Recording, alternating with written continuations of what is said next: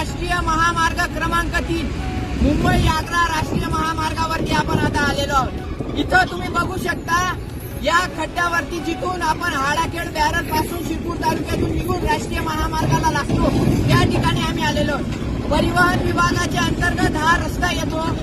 या खड्ड्याला बुजवण्यासाठी या खड्ड्याच्या दुरुस्तीसाठी 26 लाख रुपयाचा निधी प्रशासनाने इथं मंजूर करून दिलेला होता।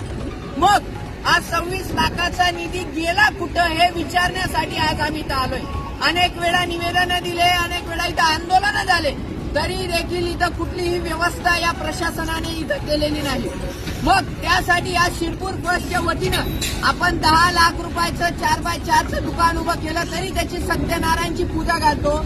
त्याच अनुषंगानं या 26 लाख रुपयाच्या खड्ड्याची सत्यनारायणची पूजा आज आम्ही शिरपूर तालुक्यातील जनतेच्या वतीने इथं केलेली आहे। की नेमकं हा पैसा गेला कुठं, 26 लाख रुपयाचा निधी गेला कुठं, तो कुठेही गेला असेल त्याआधी ते 26 लाख रुपयाच्या खड्ड्याचं आज सत्यनारायण इथं आम्ही पार पाडलेलं आहे।